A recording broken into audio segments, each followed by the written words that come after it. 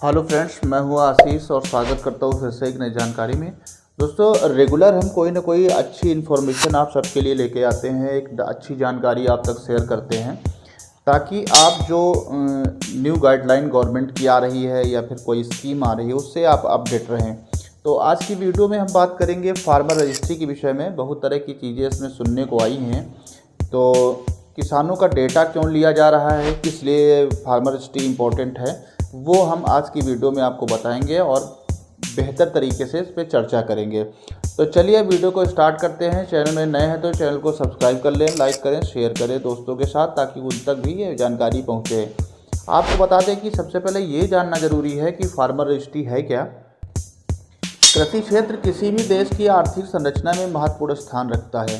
किसानों की स्थिति और उनकी आवश्यकताएं और उनकी मदद के लिए विभिन्न प्रकार की योजनाएं सरकार द्वारा संचालित की जाती हैं।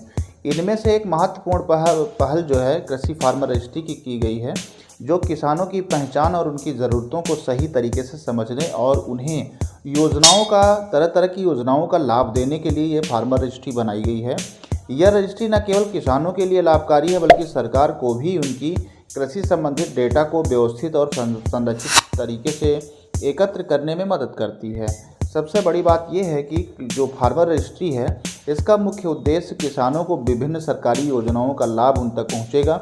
जब किसानों की जानकारी एकत्र की जाएगी तो उन्हें कृषि ऋण, बीमा, सब्सिडी और अन्य प्रकार की सहायता प्राप्त करने में आसानी होती है। यह रजिस्ट्री किसानों को सही समय पर सही सहायता प्रदान करने में मदद करती है। इसके माध्यम से सरकार यह सुनिश्चित करती है कि केवल वास्तविक किसानों को ही इस योजना का लाभ मिल सके। दूसरी चीज़ है कि इस योजना का सही वितरण रजिस्ट्री के माध्यम से सरकार को यह पता चल जाएगा कि कौन कौन से किसान योजनाओं का लाभ उठा सकते हैं, तो उनके लिए उन योजनाओं को उन तक पहुंचाया जाएगा और इस पर धोखाधड़ी पर भी रोक लगेगी। दूसरी चीज़ यह है कि किसानों के लिए कृषि ऋण प्राप्त करना आसान हो जाएगा। जब सरकार के पास किसान का सही डेटा होगा तो उन्हें बैंक बिना किसी रुकावट के ऋण दे देगी।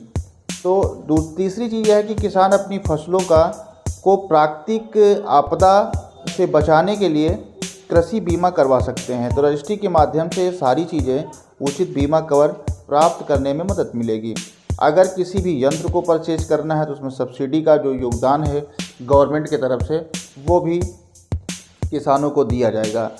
किसानों को कृषि उपकरणों पर सब्सिडी प्रदान की जाएगी ताकि वे उन्नत तकनीक का प्रयोग कर सकें और रजिस्ट्री के माध्यम से यह संभव हो पाएगा।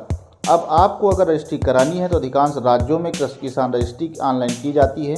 किसान विभाग की आधिकारिक वेबसाइट पर जाकर के अपना पंजीकरण कर लें।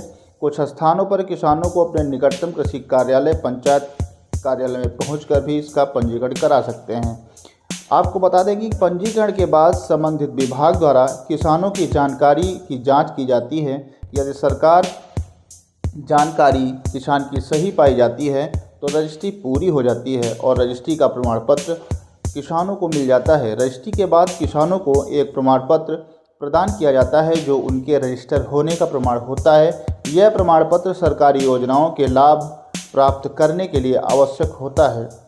फार्मर रजिस्ट्री अगर आपको फार्मर रजिस्ट्री करानी है तो उसमें कौन कौन सा डॉक्यूमेंट लगेगा, कौन कौन से कागजात लगेंगे, आइए समझते हैं। सबसे पहले तो किसान का आधार कार्ड जो उसकी पहचान के रूप में कार्य करता है। दूसरा, भूमि प्रमाण पत्र, भूमि की संपत्ति के बारे में प्रमाण पत्र जो यह दर्शाता है कि किसान के पास कितनी भूमि है। तीसरा, यह बैंक खाता, किसान के बैंक खाता की जानकारी ताकि योजनाओं का लाभ सीधे किसानों के खाते में ट्रांसफ़र किया जा सके। तीसरा, ये फसल का विवरण, यदि किसान किसी विशिष्ट फसल का उत्पादन करता है तो उसकी जानकारी प्रदान करनी होती है। किसान की फ़ोटो, ये सब लेकर के किसी भी जन सेवा केंद्र के माध्यम से आप पंजीकरण करा सकते हैं। मिलते हैं किसी नई जानकारी के साथ, तब तक के लिए नमस्कार।